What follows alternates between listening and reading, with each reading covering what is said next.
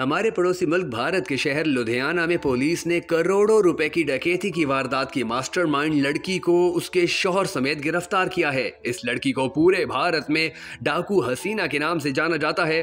कुछ अरसा पहले 10 जून को लुधियाना के न्यू राज गुरुनगर में कैश डिलीवरी कंपनी के दफ्तर से करोड़ों रुपए की डकैती हुई थी, जिसके बाद लुधियाना पुलिस ने दावा किया कि मनदीप कौर उर्फ मोना शहर के CMS कंपनी के दफ्तर में होने वाली इस वारदात की मास्टरमाइंड थी, जिसमें तकरीबन 8.5 करोड़ रुपए चुराए गए थे। लुधियाना पुलिस ने डकैती की इस वारदात को 60 घंटे में हल करने का दावा भी किया।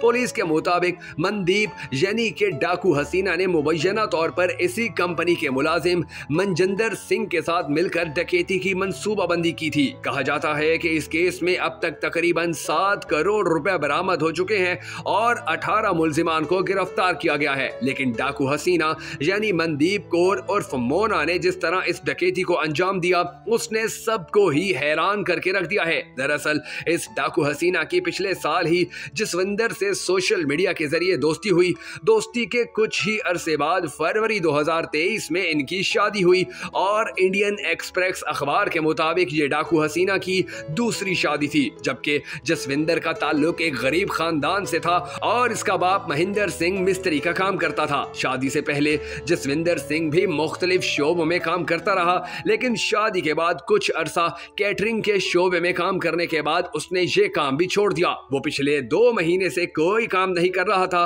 और वो सबको ये बताता था कि उसकी बीवी वकील है जो अच्छी नौकरी करती है, जबकि हकीकत ये है कि मनदीप कौर यानी कि डाकू हसीना जिला लुधियाना के एक कस्बे में एक गरीब मेहनतकश खानदान में पैदा हुई। मनदीप की मां दिहाड़ी पे काम करती है। सन 2020 तक डाकू हसीना की जिंदगी एक आम घर की लड़की की तरह गुजर रही थी, लेकिन पिछले 3 साल में इसकी जिंदगी में बड़ी तब्दीलियां आई। आपको ये सुनकर भी हैरत होगी कि आलमी वबा के बाद लॉकडाउन के दौरान भारतीय पंजाब में पुलिस की मदद के लिए रजाकारों को भर्ती किया गया और लुधियाना पुलिस की तरफ से रजाकारों की भर्ती हुई तो डाकू हसीना भी उनमें शामिल हो गई।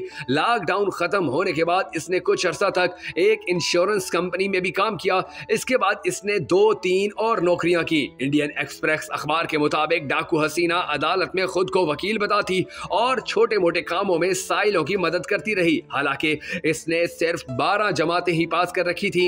इंडियन एक्सप्रेस अखबार की खबर के मुताबिक डाकू हसीना ने जसविंदर को भी शुरू में यही बता रखा था कि वो एक वकील है। इतनी बड़ी डकैती के बाद पुलिस ने डाकू हसीना की गिरफ्तारी के लिए खुसूसी ऑपरेशन का आगाज किया था, जिसके नतीजे में इस डाकू हसीना और इसके शौहर को पुलिस ने 6 दिन बाद ही गिरफ्तार कर लिया। पुलिस कमिश्नर मनदीप सिंह सिद्धू के मुताबिक वारदात से पहले डाकू हसीना और इसके साथियों ने तय कर रखा था कि अगर इनकी ये वारदात कामयाब हुई तो वो माथा टेकने के लिए सरीहीम कंठ साहब, केदारनाथ और हरिद्वार जाएंगे। पुलिस कमिश्नर मनदीप सिंह सिद्धू के मुताबिक इस मामले में पहले से गिरफ्तार मुलजिमान से ये सबूत भी मिले कि डकैती की वारदात को अंजाम देने के बाद इन सबको उत्तराखंड रवाना होना था।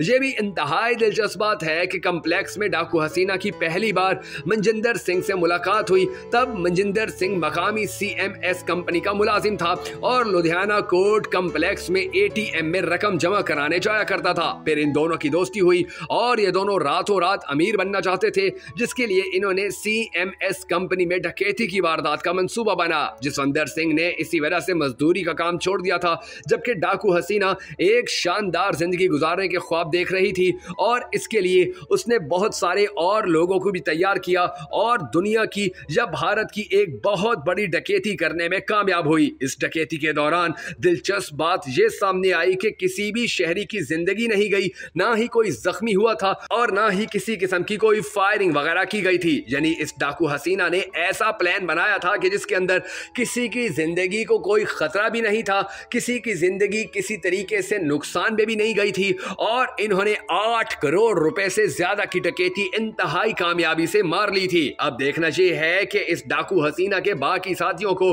कब और किस तरह गिरफ्तार किया जाता है, क्योंकि ये एक ऐसी डकैती थी कि जिसका पूरी दुनिया के अंदर चर्चा हुआ और इस डकैती के हवाले से भारत के अखबार रोज ही भरे हुए होते थे। लेकिन फिर भारतीय पुलिस ने काम करते हुए बेल आखिर इस गैंग को गिरफ्तार किया और उन्हें हैरत उस वक्त हुई कि जब उन्होंने ये देखा कि इस गैंग को चलाने वाली एक लड़की है जो इंतहाई इंतहाई खूबसूरत होने के साथ साथ इंतहाई इंटेलेक्चुअल और इंटेलिजेंट भी है।